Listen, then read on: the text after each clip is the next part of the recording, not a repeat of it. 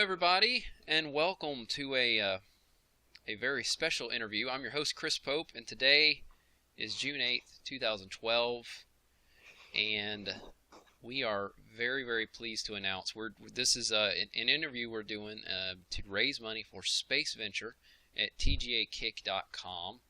And I'd like to bring to you guys none other than the founder of Sierra, amongst many other things, Ken Williams. Ken, how's it going? Hi, Chris. Can you hear me? Yes, I can hear you. Can you hear me? Yep. It dumped me for a second there. Skype must not like me today. It was like perfect timing. Yeah, no, I was worried I'd get back in. But how you doing? I'm doing fantastic, man. I'm doing really great, and thank you so much for taking the time to come on here and talk to me. I know the fans are really excited, to hear from you. And you're in Paris, is that right? Yeah. I'm looking out the window at the Eiffel Tower. Wow. Yeah, that's awesome. You guys, did you sail there? Is that how you got there, or you flew there? Or? Yeah, we flew there this time, but we're circumnavigating our boat. Oh, cool. And kind of got it around to Turkey, and then we went home for the off season and flew back to, in fact, we're en route to the boat to kind of cruise around this summer. Oh, okay. In Turkey and Greece.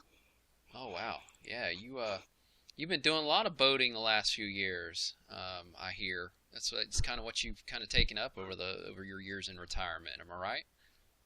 Yeah, worked a lot of years, so now it's time to relax and have some fun. Yeah, no doubt, for sure. Well, that's really good news, man. Well, I know you've been asked some of the same questions, so I apologize if I get repetitive. But so years and years ago, you and Roberta started the company that became Sierra, and was an amazing industry achievement, because you guys you changed so many different things in the gaming industry, from the music to the graphics to the gameplay. You kind of put PC gaming on the map in general. And so here, all these years later, you're still, like, people are just chomping at the bits to hear from you. I mean, I think our chat room is growing tremendously every second, and people are just going nuts in the chat room right now. I'm watching the text fly up the screen, and the fans out there, if you guys would do me the favor of saving the chat room, Justin TV doesn't allow me to do that. But anyway, really excited. Thank you so much also for coming in and hanging with us in the Space Quest 3 commentary the other day. I'm sorry we gave you a hard time in not knowing if it was really you. It's not the first time we've had somebody say they were Ken Williams to us. My favorite, though, is when we had a guy email us and said, "I'm Ken Williams, your boss, bitches." Uh-oh. I was like, Yeah, it was kind of a weird one. When somebody says, "Are you really you?" You're kind of stumped. I was trying to think, how do I prove it's really me? I'm not sure. So then they started asking questions, or trivia questions, 15 years ago. I was like, damn, I don't know. But, yeah. What's your social security number? At least have anybody say that. That's great. If I know that. Well, that's really good, though. Really cool stuff. Well, are you excited to hear that Scott and Mark are back together? Yeah, that kind of caught me by surprise. I kind of didn't expect it after all these years, but then when Al Lowe did his Kickstarter, and then Jane Jensen did one, I think hers was successful. It kind of makes sense. There's kind of a rebirth of interest in some of the old games that Sierra did, and that's cool. That's just kind of fun to see it happening. Yeah, well, I'm glad to see you're excited about it. I hope. And by the way, let's clarify something right now. We did not Photoshop that picture of Roberta. You sent that to us, right, from the other day? Right. Okay. Yeah. That was pretty unusual, in that Roberta normally doesn't like to do that kind of stuff, but she was just happy to be helping Scott and Mark, and I did Photoshop on the words, because I tried writing them first, and it looked really terrible. So then I yeah, I just took a blank sheet of paper and had to hold it and put on the words, but it was Cool. there and that was live and kind of shot And she did for that for that. Scott and Yeah, Mark. Yeah. All and right. she did it for Scott and Mark, and it was Cool. shot with my iPhone in our living room. So Very cool. Well, that's great. She looks absolutely gorgeous, by the way. She's you can tell her she's aged really well. I'll So tell her that she she'll be happy. I and told her because she got a couple of comments, and I said, "Well, most people probably think we're dead by now, but happy to see we're still here." So, No, yeah, that's great though. That picture's really cool, and that was it. We just had people saying, it looks like you guys just made that yourself, and I was like, well, we're gonna solve this problem right now. You heard it from the man himself.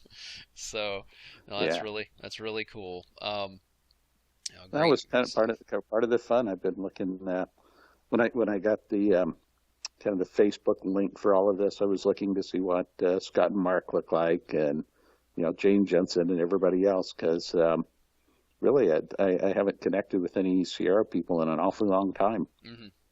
So It's I retired and I kind of went off and did other stuff, yeah. and yeah, just have been out of the business.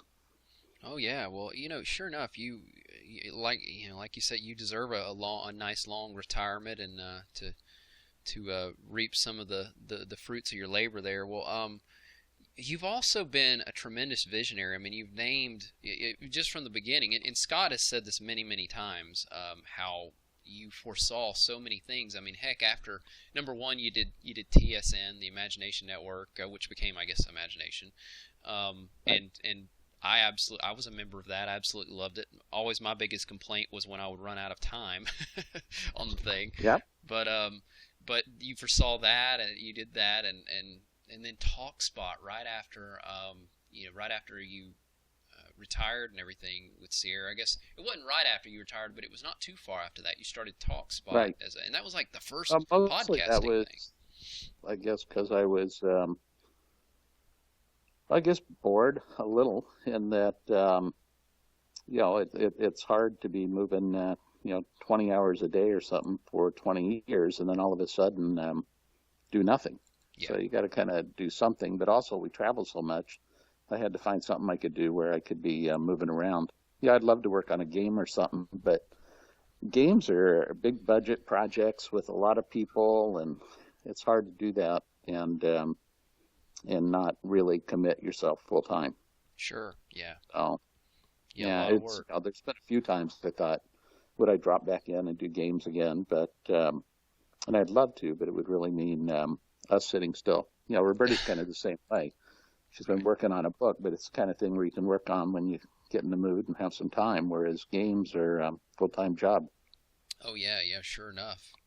Without a doubt. And you definitely served your time in the in doing that, and I think it's great that It you've was gotten to fun. enjoy It some was, of it. yeah, it's funny now when I look back on it. I mean, it seems like it all took 15 minutes, but it was 20 years.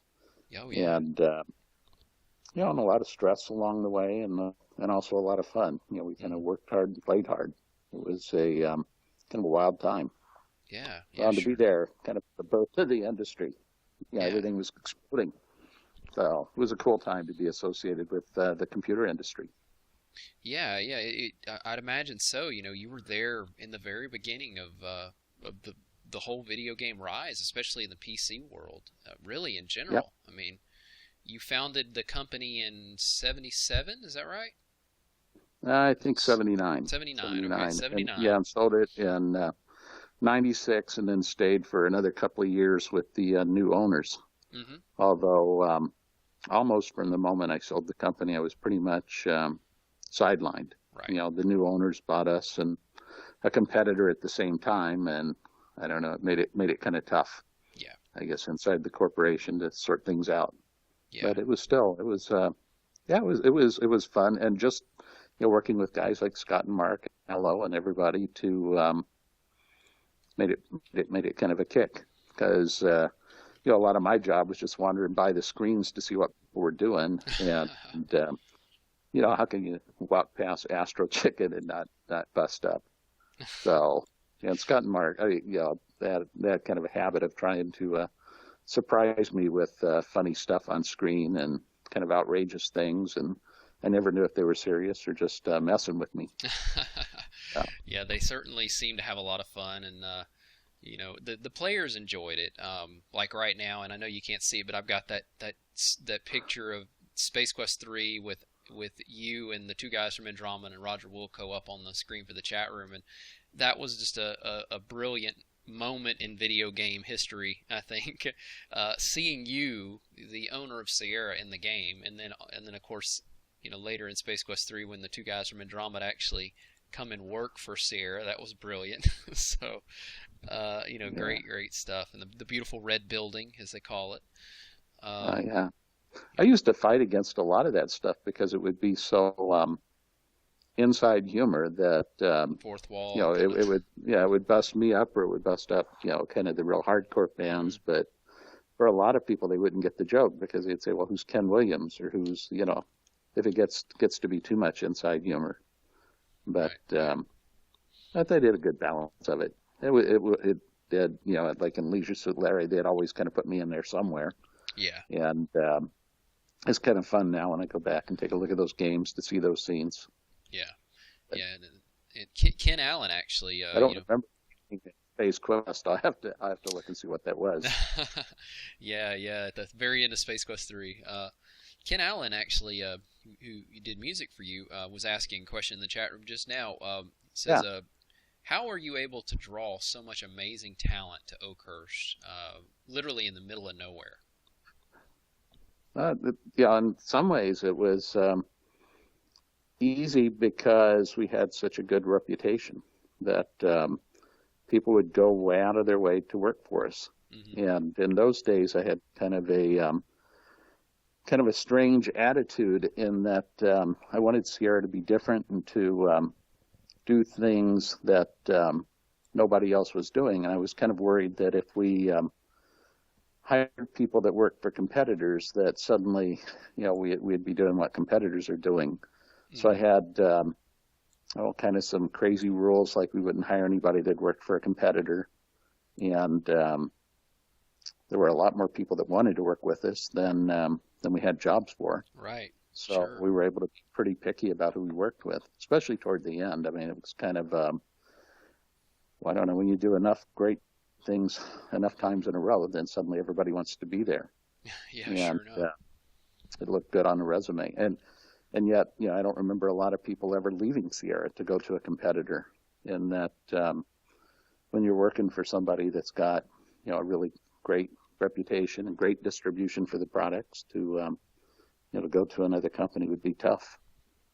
Oh yeah. So, yeah, it was a good time. It was a good time to be working at Sierra, and we did do a lot of pioneering things. With, I think part of my style at the time was to want to surprise people, Hmm. and I don't know. I remember wandering through development, and if I'd seen something before, then I didn't really want that. We like to try to do different things Yeah. Yeah. and unpick people who were into doing different things. Yeah. So, and I gave a fair amount of creative freedom, and yeah, and just left people alone. Hire smart people, leave them alone, and they tend to do great things. Yeah, yeah, sure enough. Yeah. Well, you definitely did that, and then also I always thought it was brilliant, that you allowed the developers like Scott and Mark and Al and all of them to have their names on the boxes of the games, which kind of allowed them to stand out a bit, and become sort of, in those days, celebrities, at least to people growing up playing the games like myself. Uh, how did you make that decision, or did you just kind of follow suit because you had done that with Roberta's games, or what? Well, it was. Well, I really think that creative works. Movies may be different, and maybe today with such big budgets, it's a little different. But in Hmm. those days, the size of a project was smaller, and it was more like a book where, if you read a Stephen King book or something, it's the personality of the author that really comes through in the product, and you either like that person or you don't. But Hmm. um, that's the person who's responsible for the product. When you get to, a big budget movie, then all of a sudden everything gets kind of muddied together and it's not clear who's responsible. And maybe the industry's like that these days, but in those days, I mean, a game project was small enough that you could have one creative leader or two in the case of the two guys, Mm-hmm. and and the product really represented their vision for what they wanted out of the product. Mm-hmm. And if you thought they were funny, then you were going to like all of their products, and I could promote them. And Yeah, so very on, because I think our authoring language was part of what made us special in that we had kind of created our own programming language just oriented toward the games. good. Mm-hmm. And well, I don't know, it somehow, I guess normally, especially in those days, there was so much wizardry or so much technical stuff you had to go through in order to produce a game. I mean, things that people take for granted these days, like opening a window or, even putting a letter on the screen Sure. or putting a dot on the screen is fairly simple. In those days, everything was pain because there were no, there was hardly an operating system there to talk to. Yeah. So, what we did was try to create something where we could take all the technical stuff out of it as much as possible and bring the creative people close. Mm-hmm. And, so that if somebody like, Mark or Scott had a clever idea, then pretty quickly it was up on screen and people were enjoying it. And remove all of that technical gibberish. And it worked. I mean, it was kind of fun. And I'm not sure I was going with that, but I do know that no matter how good a book is, if you can't, if there's not an author to identify with, or somebody's, because we were telling stories on a computer, and how can you tell stories and not have an author? I mean, Sure. I can't imagine buying a book where they don't tell you who the author was. Yeah, definitely. So.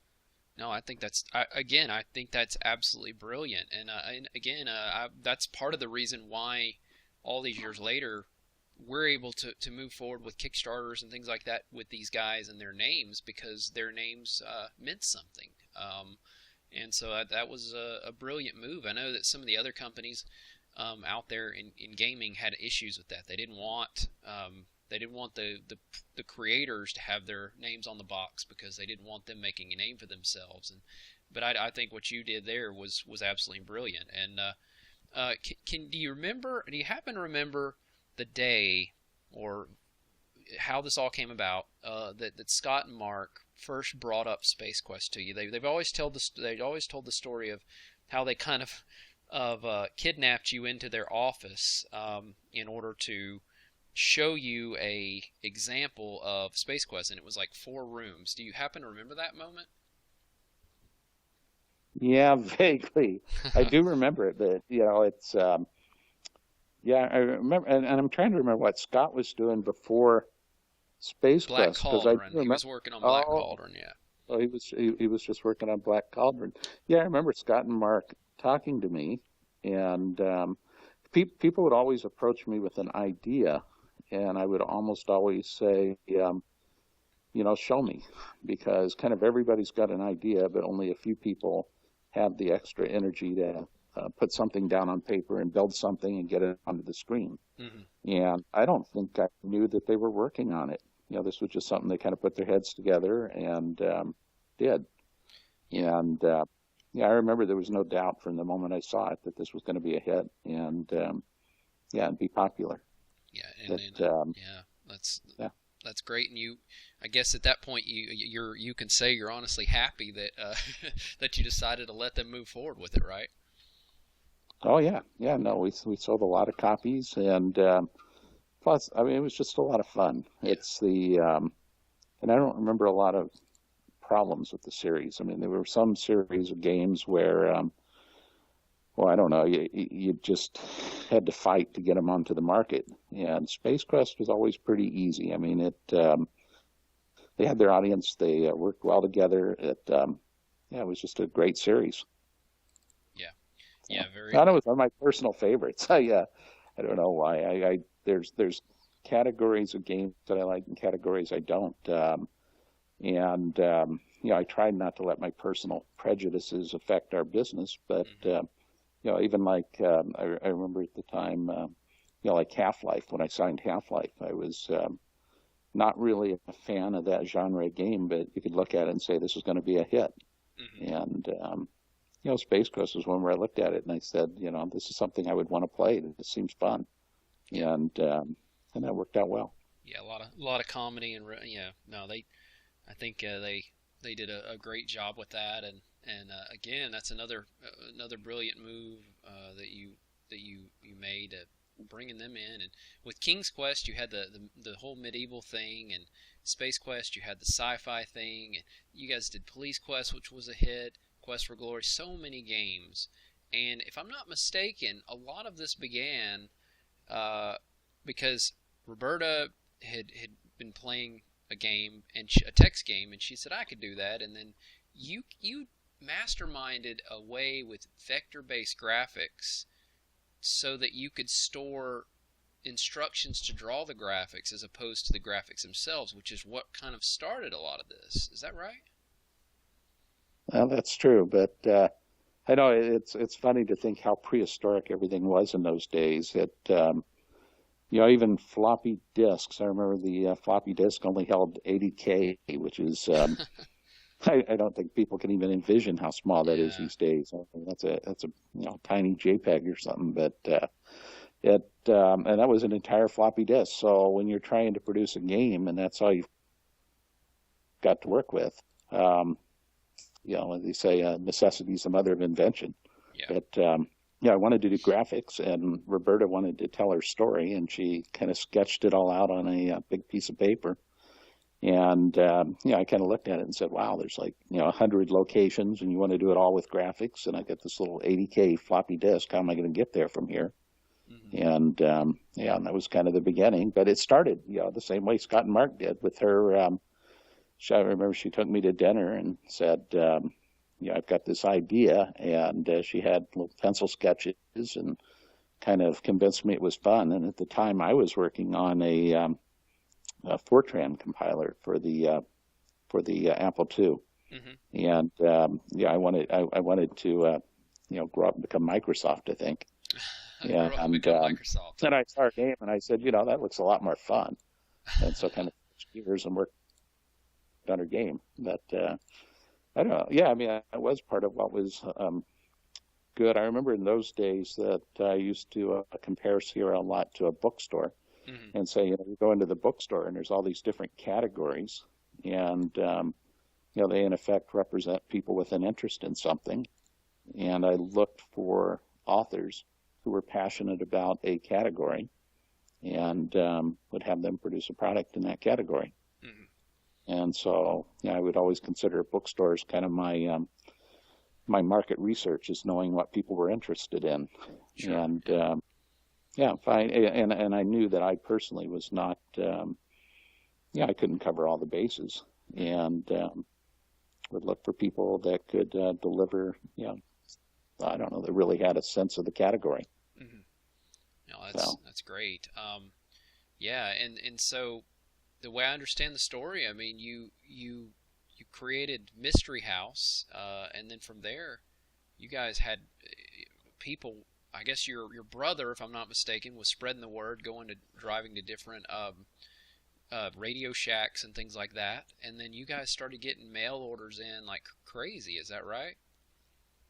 yeah, it originally, I we were doing a crazy spinoff of the story was that we were selling our own games, and there weren't that many computer stores in those days. I remember there were only like 8 computer stores on the West Coast, Hmm. and I was driving around to try to deliver the product. And then I said, as long as I'm going to stores, might as well carry a few other people's products. I started distributing for some other software companies, Hmm. and that business, the distribution kind of took off. So I sold it to a friend of mine, and he turned it into a company called Soft Cell, which was, I don't know, I think doing like $1 billion or something in revenue within a few years. Hmm. So, yeah, so I was also involved in the founding of that. Um, yeah, and all the distribution. But yeah, I mean, it was, they say a rising tide raises all ships. I mean, it was a time when the industry was just exploding, Mm-hmm. and I don't want to take too much credit for this. I was kind of a dumb kid at that time, and in the right place at the right time to kind of grow with the industry. You Mm-hmm. know, if when I think back of all the mistakes that I did make in those early years, it's pretty embarrassing. But the industry was growing at a pace where it was fairly forgiving, and by the time we got 10 years or 15 years later, then suddenly it was a much more competitive business. But in the early days, it was really just the fun of hanging on for the ride as the industry exploded. Sure, yeah, yeah, definitely. Everything was kind of lining up, but you definitely did some things right for sure, and were able to create this great company, and so the company just kind of grew insanely fast. And then I know, you guys had some kind of ups and downs, some different wavy time periods where the company was doing great financially. It was, and sometimes it was having some trouble financially. But then you guys eventually, you got through it. You moved into again the red building, as everybody lovingly names it. Mark said something about you guys were in a shopping center or something around the time he started working there. What looked like a shopping center, I think. Yeah, Um, yeah.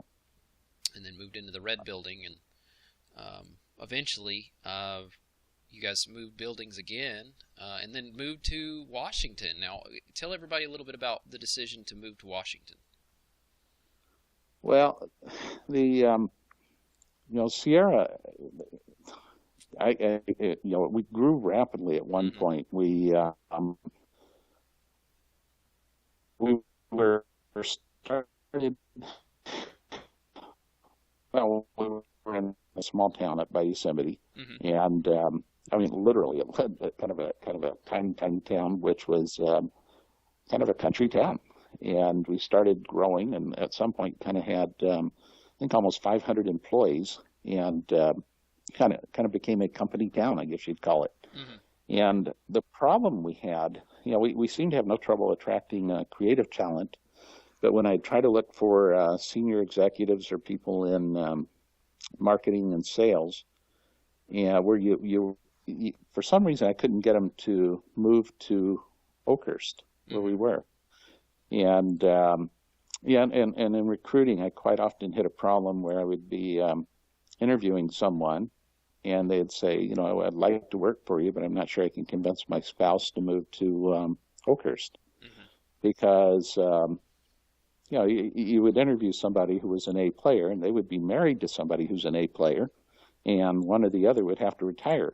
Either that, or I'd have to hire both because located up at Yosemite, we were the only game in town, Right. and that was a problem. And even I remember we were hiring for some position. I was using one of the top recruiting firms out of the Silicon Valley, and I was really angry at the quality of the candidates I was seeing. I called them and yelled at them and said, why am I seeing all these C players?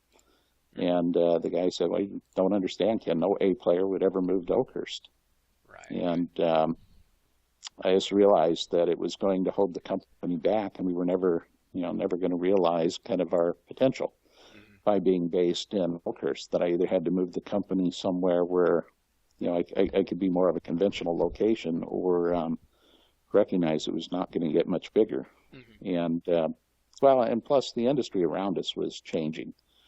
Some of the amateur hour stuff we did when we were a younger company wasn't going to fly anymore. I could see it becoming a mature industry, and in a far more competitive industry. And sometimes you either got to grow up or step aside. Right. Yeah. And so we moved corporate, and it did work. I mean, if you look at the years after we moved corporate to Seattle, I think we more than doubled in the 3 years after that. Mm-hmm.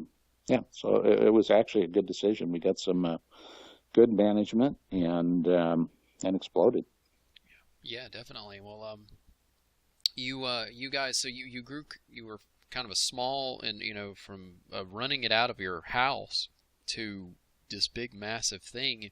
I think kind of in between years, I guess around the time that Scott and Mark came on, it was very like kind of a family driven company. You guys hung out a lot, had, Scott, has talked about they had, you guys would have Halloween parties and things like that at your house, and Right. um, you got to know them. How that sounds like that was a lot of fun for Yeah, everybody. it was great. Yeah, I think it was kind of difficult as the company grew in that we went from being kind of a collection of friends who all kind of lived in a small town together, and to becoming kind of a corporate. I mean, toward the end, we had almost 1,000 employees, Hmm. and kind of the structure and how much everybody hangs out when you have 30 people is different than when you have 1,000. Yeah. And my recollection is that Scott and Mark were there pretty much from the beginning to the end. Oh yeah. So a lot of change. Yeah. Yeah. And Definitely. so I don't know. Yeah, it was a different animal, and kind of a once in lifetime experience to go through watching a company grow like that. Yeah. And and cool. I wish. I don't know. Yeah, I wonder. Yeah, I'll always wonder for the rest of my life how it turned out if I had stayed with it, and if we'd have gone, what would have happened? Yeah. But we sold the company in '96, and then kind of exploded the other direction. Hmm. Yeah. And no, I mean you have knocked a bunch of them out of the park in terms of your decisions and in choices, and I know that there had to be some really really tough moments. There had to be some really hard times. I mean, I don't think there's a person that's ran a company as big as you, um, that didn't have to go through this struggle of making hard choices. So I'm sure making the decision to go to Washington was a tough one, and I know you had to fly back and forth, and Scott's mentioned how you used to have to fly all over the place in order to make sure things were moving and running properly, and the fact that the airport was so far away from Oakhurst, I know, didn't help a whole Right. lot. But No, no, and all the fog in Fresno. I used to call it Fogno. It was yeah, pretty annoying in that the company toward the end was scattered to something like 12 locations, and once a month. It was either once a month or 3 months. No, it was once a month. I mhm, would try to hit all the locations, and they were all over the place. I mean, you get on a plane, and pretty much by the time I finished visiting each location and looking at each project, it was time to start over again. yeah, And although yeah, I mean, that was kind of the fun part. The only part I didn't like about that was that I to this day, I'm kind of afraid of airplanes and don't like riding on airplanes. yeah, But it was, that was really in a way. I mean, despite the travel, the great part of the job was to we'd call them milestones, and I would show up, and the teams would show me kind of what they were working on, and then it's kind of like a bumblebee or something, kind of going from place to place, kind of spreading pollen or whatever it is you'd call it, and because you'd be in one division and you'd see some cool thing they were doing, and then I could go to the other divisions of the company or the other projects and say, I saw something really really interesting happening. hmm, Um, at Dynamics, you guys should call them and see if you can borrow some code. And yeah, it did work well. And, yeah, we kind of rose to the best of everybody's creativity. oh, that's really cool. And you were raising a family too while all this was going on. You guys have two sons, is that right? We do. Yeah, now they're kind of grown up, which is depressing. I used to think how they're getting and how old we're getting. Yeah, one of them's I think 40, and the other one 35 or something. Roberta will kill me when she hears this later because well, you don't know the age of your own kids. And I go, no, no, but I know that they're getting old. I don't even like to think I'm that old. Yeah, that's not fun. My kids are getting old. That means I'm getting old. Yep, yep, that's the way to think of it. Yeah. But no, Uh, that's I just put a picture of you and Chris up on the screen. I guess where you were ah, visiting him, because he's a programmer now. Is that right?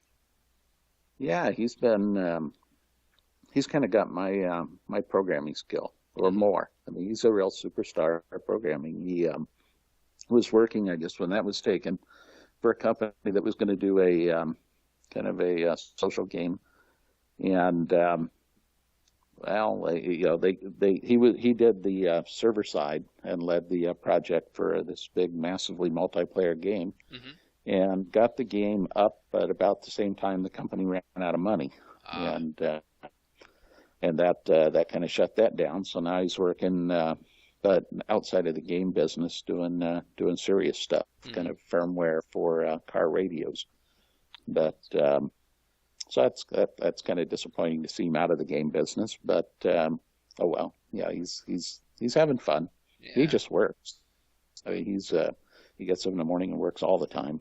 And He then loves my his other job. son, he loves his job, or yeah, it's just part of the business. It's funny. And then I remember the Sierra days and how hard everybody worked because part of the problem was that we would have to commit to advertising and commit to when you're producing a game um, and you want Walmart or somebody to stock the game, they'll tell you, well, give us X dollars to allocate shelf space, and then you spend the money on the ads, and then if the game's not there, all that money's gone.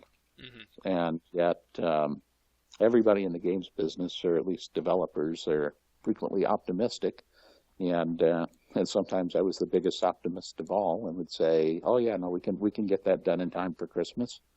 And spend the money on the ads, and then if the game isn't ready, then it's a problem. So I remember a lot of time spent working long hours and weekends to try to get games out the door in time to hit their delivery dates. Yeah, But yeah, that's Scott's always talked about the King's Quest One and the what is it, the IBM PC Junior, I believe. Is that right? yeah, You guys yeah, having to he's told me he actually had to help pack the boxes and everything for this big rush to get it out the door. So everybody was pitching in yeah. I to. remember times everybody, yeah, we'd call the whole company in to do QA or call the whole company in to pack boxes, and Hmm. it yeah, there was a lot of times when people had to go kind of above and beyond the Call of Duty in order to make something happen. So yeah, I get a lot of credit for it, but really it was the people. We had a lot of good people that were willing to um, do what it took to make us succeed. Yeah, yeah, sure enough. So, And I mean you guys with King's Quest and all of that. Was that your first huge, massive hit for the company? Because I know King's Quest and Space Quest are the two games that drew my attention when I was younger. yeah, probably Leisure Suit Larry under the name Softporn got a ton of attention because Time Magazine kind of did an article about it, and that I remember at one point thinking that we had sold more copies of soft porn than Apple had sold computers, and I was trying to figure out where all the inventory went. It that game, yeah, there was kind of a run on it, literally, and so that did well. And then yeah, all of the games kind of exceeded every expectation in the early days, Hmm. and yeah, it was great. Yeah, Larry was a big hit. Space Quest was a big hit. Quest for Glory was a big hit, and yeah, King's Quest was huge. That yeah, Roberta's games always did well.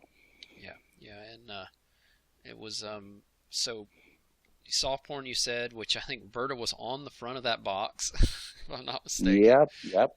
She'll That probably was not be happy I flashed a picture of that up on the screen, the box, but sorry, I missed it. That was yeah, fun days. But that I mean that was the times. I mean, it was the early '70s, and I don't know. Yeah, the '70s was the '70s. But oh well. Yeah, when people meet me these days, they think, where's that wild and crazy guy from Hackers? And I go, well, I don't know. He's left in the '70s. But oh well. Now I'm dull. But those good old days. Everybody was a kid once. well, you still have a great memory. It seems like of all the stuff that that's been going on here. I mean, you're filling in a lot of blanks, I Yeah. think, for people. That's good. Um, I here's a question for you. So you guys, again, I keep referring back to Oakhurst a bit here because I actually got to visit that place myself in one of the facilities. And the one facility I got to visit when I came up there as a teenager was the one that kind of everybody called it the shed, I think, or it looked like a Yeah, big, it huge felt like a metal. big warehouse. Right, Yeah, big metal shed, right. right, yeah. Oh, that's so you guys, I guess the red building, you guys weren't occupying all the space or something, so you decided to build a sort of a. No, boy, that one, we were flying high at one point, and a developer came to us, wanted to build us a building, and did. But with that building came, I mean, I don't know what the rent was, but it was probably a bunch. It was probably like 25 grand a month or something, which when we hit the skids kind of in about 1983. Hmm. It was a time when we had expanded into video games just as the video game market was collapsing. And so we had spent a lot of money to build product and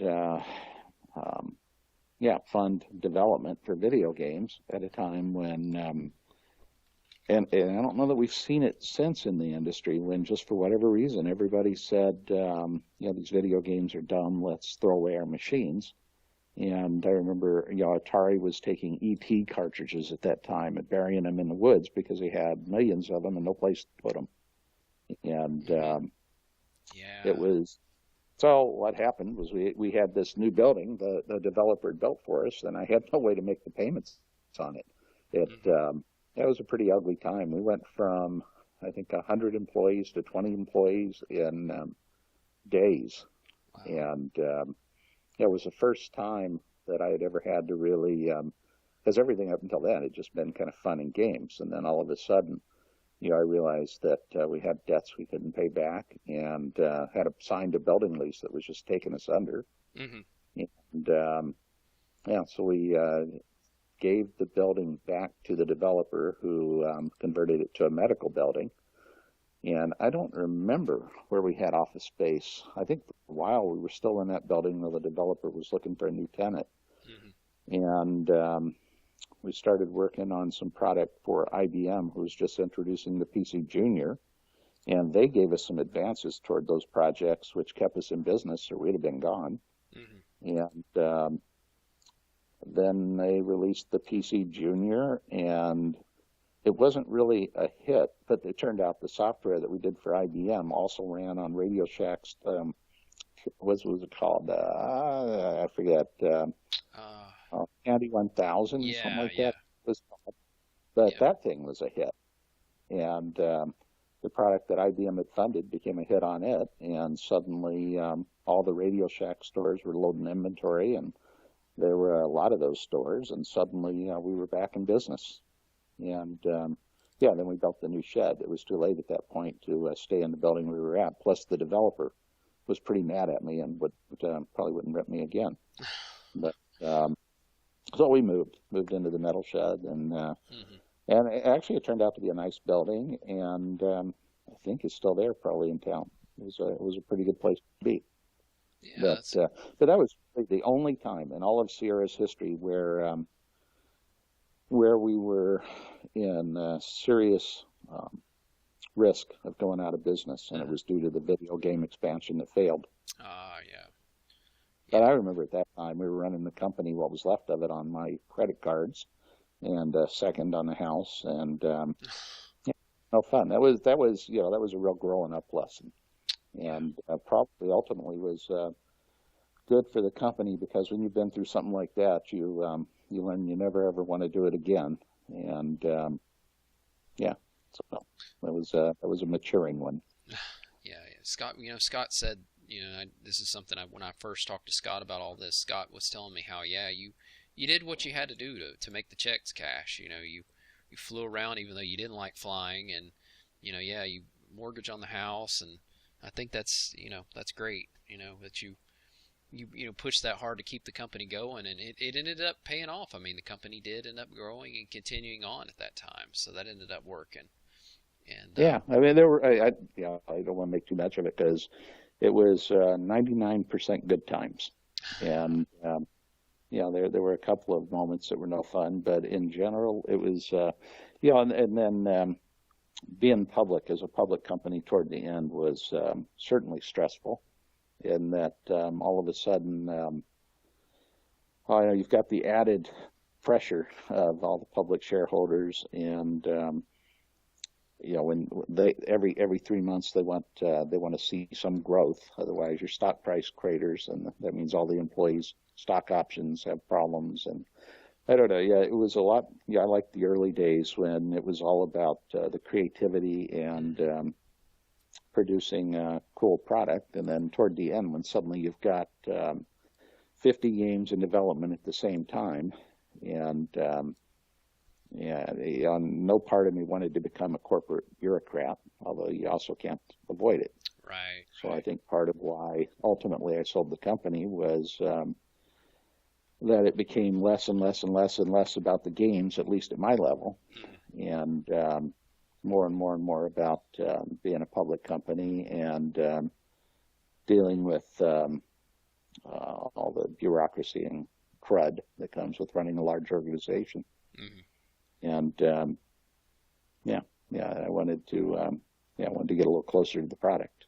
right, right. Sure. Yeah. And well, you after you sold Siri, you not only did you do TalkSpot, but didn't you start NetMarket? Um, Yeah, that the company that bought Sierra was the founder of that company was very interested in online shopping. He was actually kind of a pioneering guy, and was it's a sad story. And the company that bought us, the CEO of that company was a believer in it was pre-internet days, mhm, and yet he would always talk about his vision for shopping in the future and people buying things on the internet, which in those days was a revolutionary idea. And I had a lot of the same visions and a lot of the same interests, and this guy didn't really have the technical horsepower to make that vision happen, and I did. mhm, And so part of why they bought the company was to get me involved in that online shopping and make that thing a reality. mhm. And so I did that after the acquisition. And so that was kind of fun to do something like that. And I'm trying to remember if that was even on the internet. I think that was on the internet in what was kind of the beginnings of the internet in those days. And later it turned out that guy, who I thought was such a hero and such a visionary, turned out to be a real crook, which was a great surprise to me.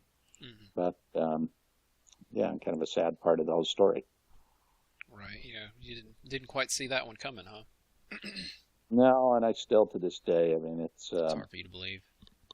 yeah, it's hard for me to believe, and although I assume it's true, it's one of those where the guy did ultimately go to jail, Mhm. but I wasn't there for the trial and didn't hear the evidence, and so the only evidence that I have is what I saw with my own eyes, and he Mhm. was a pretty good guy when I knew him, so I don't know. Yeah, that's I'll leave that one to other people. Yeah. Yeah. Sure. No. Yeah. Yeah. I think that's fair. Fair way to put it, really. Um.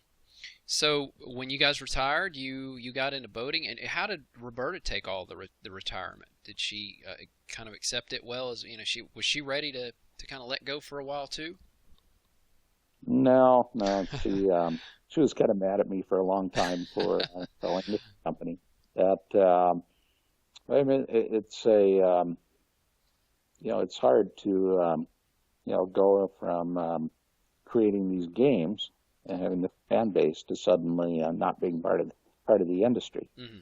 And yeah, so she was not too happy with me there for a while, and I don't know. Yeah, who knows? Although yeah. I think she would have much preferred that we just ran the company forever and ever and ever. And yeah, that she could keep doing games forever and ever. Right. But although I've told her since then, I said, if you want to do it, just go back in the industry and do it. But we, since that time, have kind of gone on to this boating thing, and they're enjoying it too. So I don't know. Yeah, I mean, maybe someday. Although now we're not really part of the target audience anymore. But, so I don't know. No, Yeah, you that guys was. be surprised. I'm telling you, man. The chat room is still growing and right now, and we've gotten quite a bit of response. There's a lot of people out there that are interested to know what you guys are up to and excited. I mean, Yeah, I hear that all the time. Like when I do interviews with people, people are always like, "Oh, well, nobody wants to hear from me. I mean, I did something blah blah blah years ago," and I mean, you'd be surprised. People are really excited to hear from you. I mean, it's been going crazy this morning. Just people, twittering and Facebooking, and it's out on Reddit. And like I said, a friend of mine from Gamasutra even tweeted it out. And it's just, it's spreading. I mean, these guys are excited to hear from you, you and Roberta. yeah. And, No, so, we're honored. I'm amazed that because we've been out of the business now for 15 years, 16 years. That's a long time, and yet there's still a lot of people that remember the company. And the fact that Al and Jane and Scott and Mark are able to do the Kickstarter things is that's amazing. yeah. That's pretty cool. Well, I think Mike's Z23 in the chat room put it the best. We grew up with you guys. You changed our lives. I don't think I could say it any better, really. This is true to this day. So, Yeah. I know you probably get fan email from people all the time. I mean, surely, you Yeah, guys. no, I do, and I should be better about answering it. I try, but there's only one of me and a lot of them. So Yeah. I get a lot of mail. And so Yep. I don't know. Yeah, I'm I bad about understand. that. So apologies to everybody who writes me who I don't write back. I do read it all. Yeah. So, but it could become a full-time Yeah. job. Yeah. Yeah. Yeah. Yeah. No, I know what you mean. It's one of the things I actually do for people is sometimes have to handle all that stuff and filter through it. Do you ever get any negative emails from people? I mean, I wouldn't imagine you would, but No, no, I can't. No, no. If I do, it's only from Roberta. Yeah. yep. As Good. I was telling you right before Skype, I was like, my wife says to me all the time, if Chris, if anybody ever makes you have a big head, just have them talk to me. Yep. So Yep. Nah, yeah. There's no, I don't know. I mean, those are pretty cool days, and we made it out. It was a different world. The everything that we did was pretty new because there was a lot of new hardware coming and new capabilities in hardware, hmm and we were in a leader's position, and we're able to talk to the hardware companies and say, we wish you would do this, hmm and if you'll do this, we'll do that, and it made it really nice because you could kind of be part of watching watching the industry evolve. So I don't know, it was a cool time to be involved. yeah, a lot of But people. now I think it's pretty much the same. I mean, you look at the hits hmm from 5 years ago and today, and the hardware 5 years. Even I remember in those days, you'd get a new computer, and the new computer would be materially faster. You just couldn't believe the difference in speed and what it could do. hmm And now you wait 2 years and buy a new computer, and it seems like it's kind of the same. So No, I agree with that completely. yeah, I'm that so that was part of why I think maybe it was such a visible time. It was because the hardware was evolving fast enough that with each new gimmick, we were able to do cool stuff to show off the new hardware. hmm So yeah, I wish I was around today. I mean, because now suddenly there's a new burst of creativity with the iPad and mobile devices and um, interest in massively multiplayer games. And that was where I was always most interested in why TSN. from the very early Mm-hmm. days. I mean, Sierra's name was online systems, and it was because I was interested in networks and kind of had this vision of someday people being networked together playing games. Mm-hmm. And when we did TSN was 5 years before the internet, Yeah. Wow. and we had 10,000 paying subscribers for TSN 5 years before the internet. That was pretty wild times. Yeah. Yeah. Al Gore has nothing on you guys. No, Yeah, that's good. well, that yeah, it. Yeah, I wish TSN would have kept going. When Oh I look at yeah. the old video of it and stuff, I say, yeah, I wish that existed today because even by today's standards, which is 20 years later, it looks pretty darn good. Yeah, it really does. You guys did a great job with TSN, and I guess I was a member of Prodigy first, and then when I heard about TSN and got on that, I was like, oh, screw this, man.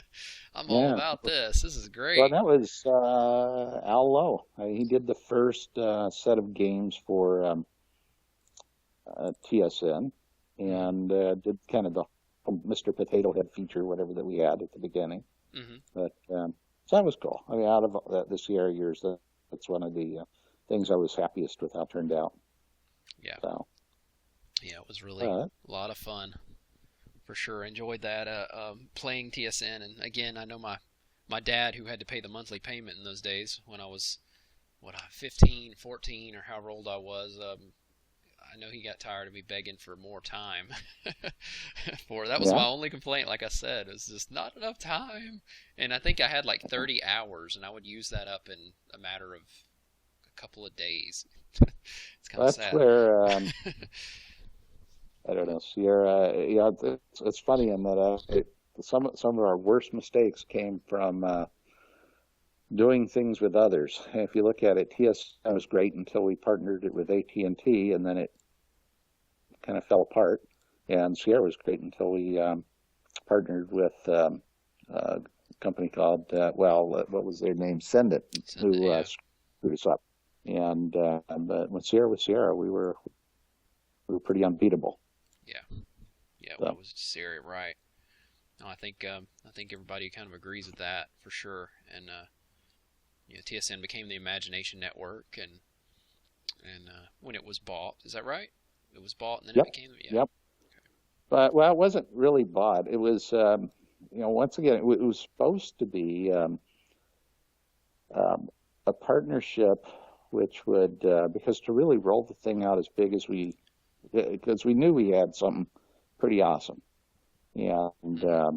suddenly there was kind of a bidding war to partner it with us, Mm-hmm. and it was kind of a bidding war between Microsoft and AT&T, and even Bill Gates personally got involved and wound up trying to convince me that we should partner with Microsoft. And toward the end, we partnered with AT&T, and it was a 50-50 partnership and ran as a 50-50 partnership for years. Mm-hmm. But the problem was that in a 50-50 partnership, nobody's really calling the shots. And we spent a lot of time kind of arguing with AT&T. And T. And all of a sudden, things that would take 5 minutes to make a decision would take months to make a decision. And Right. you just can't build software in that environment. Yeah. And so, yeah, it just kind of fell apart. Unlike the days when, we just say we're going to do that, and we did it. Yeah. So, yeah, that kind of killed it. When you kill innovation, that's a problem. Yeah. It changed from you basically being able to just make a decision and say run with it to having to go to the board and the council having to make decisions. Is that right? Oh yeah, yep, yep. Suddenly it was well, and there became kind of an us versus them, where the like all kids, they want to go to the parent who gives them the most goodies, Mm-hmm. and yeah, I ran things fairly lean and mean, and AT&T would well, they certainly had the deeper pockets. Mm-hmm. So I don't know. Everything it just ground to a halt when we partnered it, and then ultimately died, which was really sad because it was a great thing. Mm-hmm. Yeah. So Oh. Yeah, and I was always quick to make a decision. It wasn't always a right decision, but at least I'd make it and move. Right. Well, yeah, you had to make the hard decisions, and you know, there's a cost, right? Bittersweet. There's rewards to reap, but you also have Yeah, to in be those the days, everything was moving so fast. The worst decision you could make is none. right. Sure. So just Sure enough. roll with it, and we had enough games going. But I don't know. Ultimately, everything we did, pretty much almost every game, um, sold enough units to recover its cost and do fairly well. Yeah. So Cool. Well, that's cool. Are you excited to play the new space venture that the two guys are going to be putting out here? I'm enjoying even the Kickstarter, the funny stuff that shows up on the screens that they're doing each day. But I saw the Cluck Jaeger. Astro. I'm not even going to say what it Yeah. is. I saw that. I was just rolling. I can't believe they even did that. But that's what made Space Quest so incredible is that you'd just be shocked. You'd say they can't really do that, can they? And yeah, I'm pretty tough to offend. They still got me a few times. So that's a cool product. Yeah, it's there's some other like when I saw the movie, what was it? There's some movie that I saw. Now I'm blanking on the name where I just knew it was a ripoff of Space Quest. I mean, Space Quest really has had a cultural impact. It was a pretty cool game. Yeah, yeah, it really has.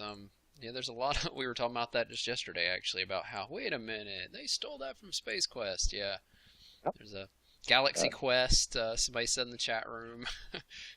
um, but yeah, there's quite a bit of well, that's okay because like Space Quest, there was a lot of pop culture references there, and they stole from people, and then people stole from them, and so it kind of works out. I just can't believe the creativity when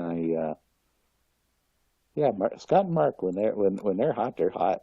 And so I don't know. Yeah, I just want to see the game evolve so that I can play it. Yeah, So and yeah, hopefully it will. I mean, hopefully they get this thing funded and make it happen. yeah. Well, that's what we're doing, and you coming on with me has been a big part of that, and I know I've sucked up a good bit of your time, and we're gonna start finishing this up, and if you can Okay, hang out just a few minutes after the recording stops, Ken, with me. But sure. I did want to thank you so much for coming on with us. It's been an absolute pleasure, absolute blast. We've been going at it for an hour, which was what I was kind of hoping we could do. Wow. And it's been a lot of fun. With the chat room seems to have enjoyed it, and having a good time. And so I hope that you'll tell everybody in the chat room, or I hope that you'll tell everybody, including myself, along with the chat room, would love to hear from Roberta if she ever wants to do one of these. She's got an open invitation. Yeah, I don't know what to talk her into. I was surprised that she did the kind of the plug for Scott and Mark because she normally stays pretty far away from all this kind of stuff. Right now, she's asleep, or I probably would talk her into getting on the phone. We just got into Europe after traveling all night, so even yeah, I'm kind of half groggy. I'll listen to this later and say, "Boy, was I asleep!" But You sound good, man. yeah, it was a long day flying here from Seattle. Sure, yeah, I imagine so. It's gotta be rough, but again, yeah, we'd love to have her on, and at some point, let her know she's got an open invitation, and again, thank her from us for doing the picture, and again, thank you so much for taking the time. It's been a blast, and I know everybody in the Thank chat you. room has had a lot of fun. So they're all saying thank you right now, actually. So, Well, thank you, everyone. yeah. I appreciate it, and yeah, well, tell everybody you were here. All right. Well, chat room, thank you so much as well for joining us. We've had a blast, and for all of you guys for asking the questions you did. I hope you guys have enjoyed this, and this will be posted later. If the audio has any problems, I'll post the audio separately. Never fear. But thanks, everybody. See ya.